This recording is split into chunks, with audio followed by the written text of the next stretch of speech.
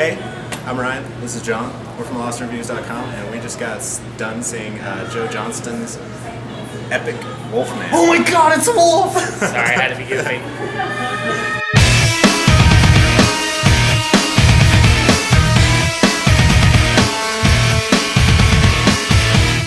Okay, Wolfman is, you might have heard the girls above us say before, is a remake of the classic, eerie, campy, good time, Universal I don't know, classic. Campy, but 1941. Yeah.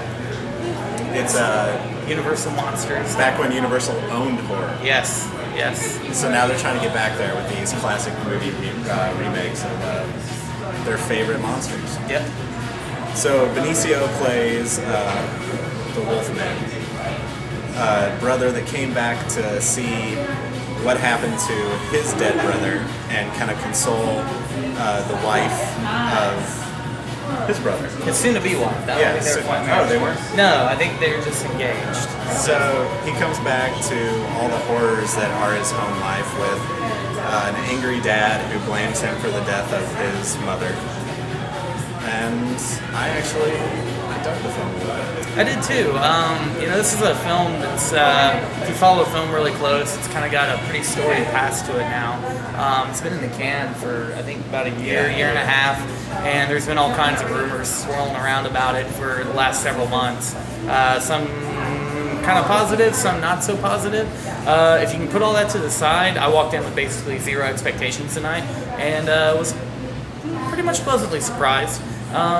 Thing for me with this film is it was kind of missing that one magical thing that like ultimately made me fall in love with it. Yeah. It really kind of had me into it through like the first half, and I really dug it and I really enjoyed it. Yeah. And then it kind of towards the latter half, I don't know if it just got too dragged out, or if it was kind of where the story went a little bit. Yeah, but it kind of lost me along the way. Yeah, it's like this part in the middle where it's almost like two different kind of movies. Yeah. In the first half, we really don't see much of the Wolfman.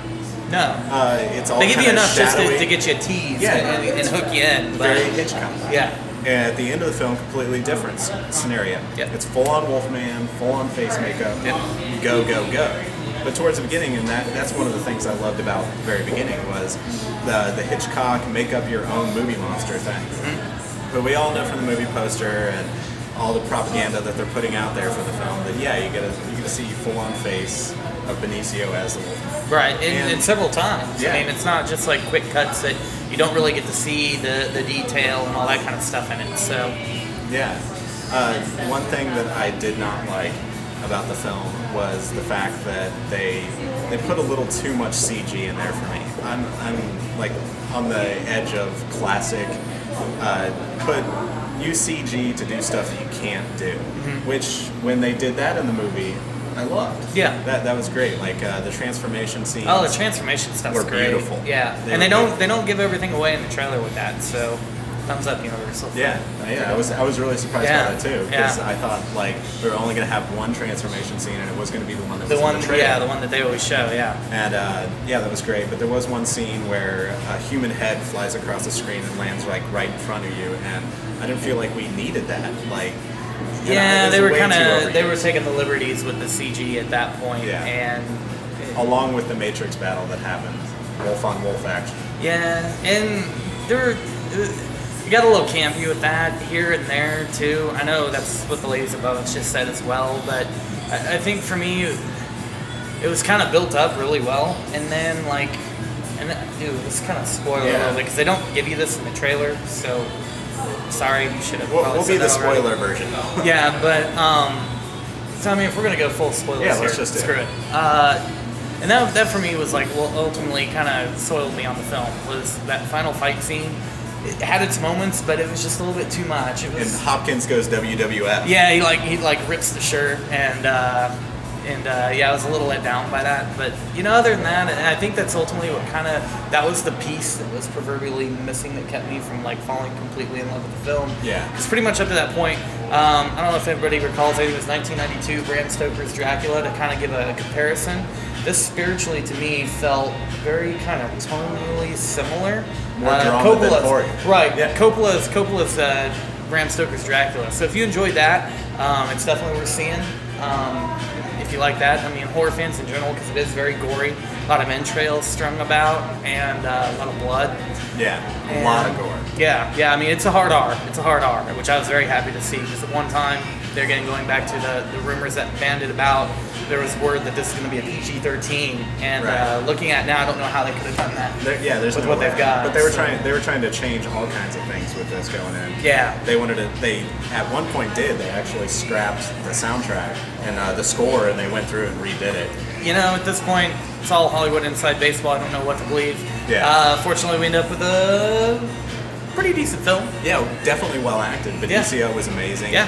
And even though a lot of people are thinking that Hopkins, kind of hammed it up, I thought he did a really good job. I thought he did great. Definitely psycho towards the end. Yeah, and Hugo Weaving's got some pretty epic facial hair. Yeah. That's pretty awesome. Maybe little Hugo Wolfman 2 coming up. I don't know. But I did another scene that I did love is that Anthony Hopkins at the piano scene was awesome. Blood dripping on the keys, and it's like, that was great. I was like, that'd be a pretty cool thing for like the Universal Horror Nights if they could pull off a way to have like a phantom with the fresh blood like on the keys or something like that. So. Yeah, and in case you're wondering, because we've been pretty much pimping this movie as much as you can pimp a movie since we went down to Florida and the Universal invited us down. We went, and pretty dead on.